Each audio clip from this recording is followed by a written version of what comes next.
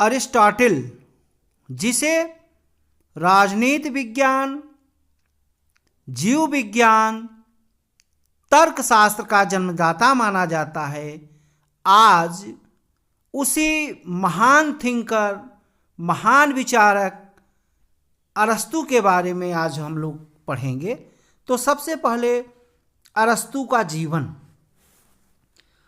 Aristotle का जन्म यूनान के स्टैगिरा नामक नगर में 384 बीसी में हुआ था। उसके पिता निकोमैक्स मैसिडोनिया के राजा के दरबार में चिकित्सक रह चुके थे। राजवंश से संबंधित होने के कारण अरस्तू का जीवन संपन्न और सुखमय रहा। पिता से चिकित्सा शास्त्र की शिक्षा प्राप्त करने के कारण अरस्तू को विज्ञान के प्रति रुचि जागृत हुई, किंतु यह रुचि उस युवक अरस्तू को अधिक समय तक बांधे न रह सकी। उसमें मानव मस्तिष्क की चिकित्सा करने के प्रति एक विचित्र उमंग थी। इसलिए 18 वर्ष की आयु में वह एथेंस आकर प्लेटो के विश्व प्रसिद्ध अकादमी में भर्ती हो गया और 347 बीसी में प्लेटो के देहावसान तक 20 वर्ष वहीं रहा। अपने महान शिक्षक की मृत्यु के बाद अरस्तू ने भी अकादमी को त्याग दिया, क्योंकि उसे वहां उपयुक्त स्थान नहीं दिया गया।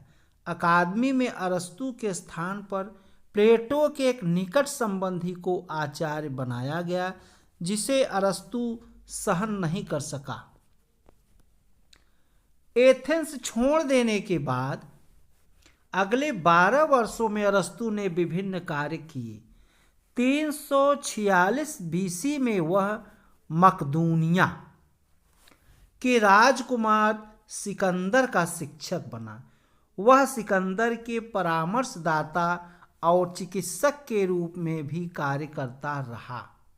कतिपय इतिहासकारों की यह धारणा है कि विश्व विजय के लिए प्रतिष्ठित सिकंदर के साथ साथ अरस्तू भी घूमता रहा। इस बीच भारतीय वैभव के भी उसने दर्शन किए। सिकंदर के साथ आवास काल में 342 बीसी में उसके मित्र हर्मियास को एक ईरानी सेनापति ने धोखे से पकड़ लिया और सूसा ले जाकर उसकी हत्या कर दी। अरस्तू को इस घटना से मर्मांतक दुख हुआ। उसने हर्मियास पर एक गीत काव्य लिखा। इस घटना से उसकी यह धारणा बनी कि विदेशी बर्बर जातियां यूनानियों के शासन में ही रहनी चाहिए। अपने ग्रंथ पॉलिटिक्स में उसने इस सिद्धांत का प्रतिपादन किया है। अरस्तू ने सिकंदर को यूनानियों का नेता और बर्बर जातियों का स्वामी बनने की शिक्षा दी तथा सिकंदर ने भी उसे पिता तुल्य आदर दिया। सिकंदर के साथ अरस्तू चाहे भ्रमण करता रहा हो या नहीं, किंतु यह निश्चित है कि उसने लंबे समय तक विदेश भ्रमण अवश्य किया था। इस भांति ज्ञानवर्धन करने के बाद 335 बीसी में अरस्तू एथेंस लौटा और उसने वहां अपना विद्यालय स्थापित किया। एथेंस में उसने हर्मियास की भतीजी पिथियास से विवाह किया और सुखमय दाम्पत्य जीवन बिताया। एथेंस में लीसियम नाम से विख्यात उसका विद्यालय 4 बड़े दार्शनिक विद्यालयों में से दूसरे नंबर पर था। वह 12 वर्षों तक उसका प्रधान रहा और इस मध्य उसे सिकंदर की सहायता मिलती रही। अपने स्पष्ट, उग्र और निर्भीक विचारों के कारण अरस्तू को विरोधियों के षड्यंत्र का सामना करना पड़ा। इस कारण वह एथेंस के बाहर कैलियस नगर में चला गया। चूंकि अरस्तु के महान शिष्य सिकंदर की 322 BC में मृत्यु हो गई, इसलिए भी उसे एथेंस से यहाँ पलायन करना पड़ा। इसी वर्ष अरस्तु की भी कैलियस नगर में ही मृत्यु हो गई। अरस्तु की रचनाएं। अरस्तु सर्वतोन्मुखी प्रतिभा का विलक्षण व्यक्ति था, जिसने अपने समय में लगभग सभी विषयों पर अनेक ग्रंथ लिखे। अरस्तु द्वारा रचित ग्रंथों की संख्या 400 के लगभग बताई जाती है।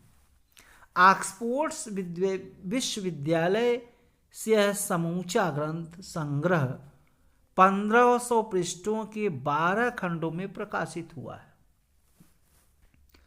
उसका सबसे महत्वपूर्ण ग्रंथ पॉलिटिक्स, उसके द्वारा विभिन्न विषयों पर लिखे गए प्रमुख ग्रंथ निम्नलिखित हैं।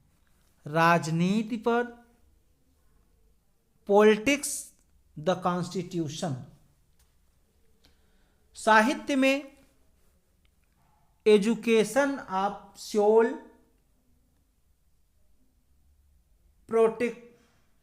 प्रोटिपिकस तथा अन्य, और तर्कशास्त्र व दर्शन पर फिजिक्स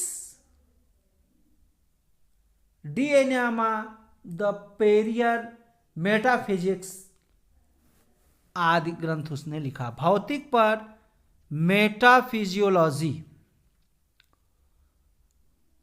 और शरीर विज्ञान पर हिस्टोरिया ऑफ एनिमल्स तथा 10 अन्य ग्रंथ। अरस्तु की पद्धति। अरस्तु पहला राजनीति वैज्ञानिक है। आदर्श राज उसके संस्थानों की रचना करने में जहां प्लेटो ने कल्पना प्रधान की पद्धति को अपनाया था, वहां अरस्तु ने अपनी पॉलिटिक्स की रचना करने से पूर्व लगभग 158 संविधानों का अध्ययन कर अपने विचारों का प्रतिपादन किया। इस तरह उसने एक वैज्ञानिक पद्धति का अनुकरण किया। अरस्तु ने सर्वप्रथम राजनीति शास्त्र को एक अन्य सामाजिक शास्त्रों से पृथक कर एक स्वतंत्र शास्त्र का स्थान प्रदान किया। उसने इस शास्त्र के अध्ययन में आगमनात्मक पद्धति का प्रयोग किया, न कि निगमनात्मक पद्धति का। अरस्तु को इस बात का श्रेय है कि उसने सर्वप्रथम राजनीति शास्त्र में आगमनात्मक पद्धति अपनाई।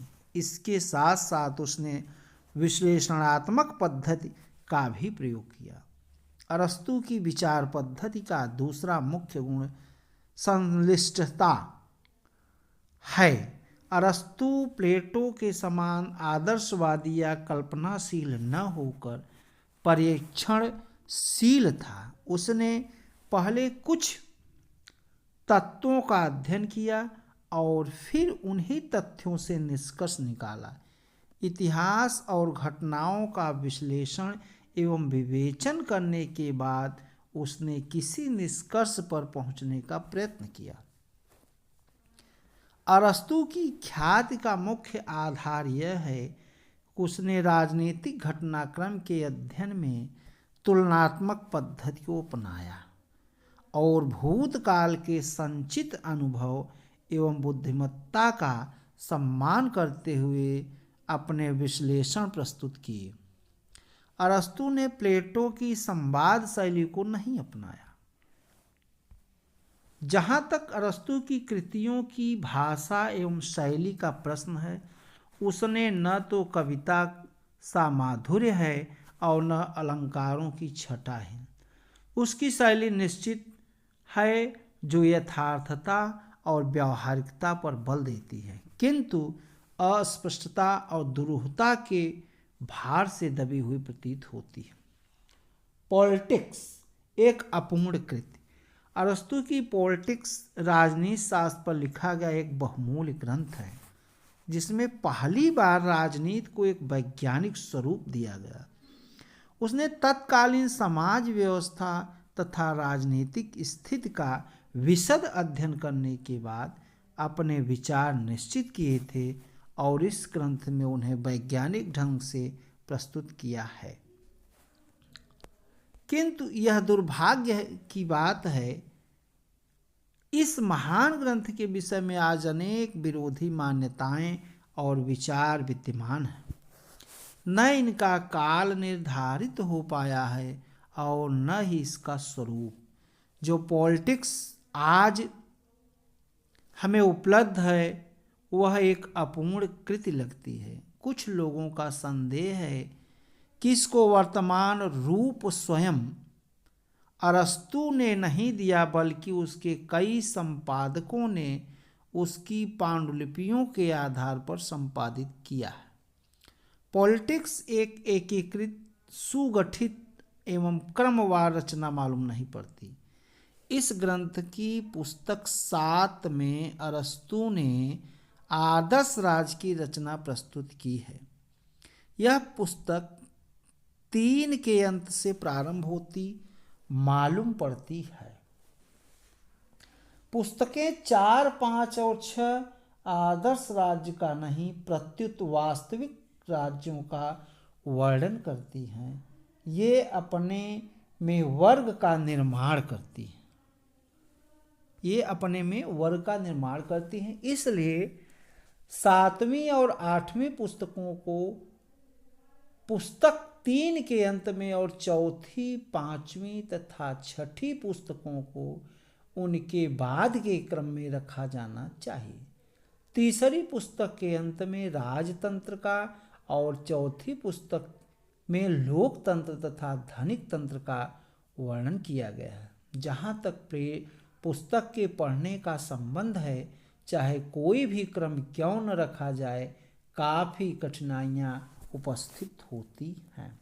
आज यहीं पर लेक्चर को समाप्त करता हूँ। बहुत बहुत धन्यवाद। यह वीडियो जो लेक्चर है BA political science, MA political science, TGT, PGT, IAS, PCS तमाम प्रतियोगी परीक्षाओं के लिए बहुत ही महत्वपूर्ण है। जय हिंद, जय भारत।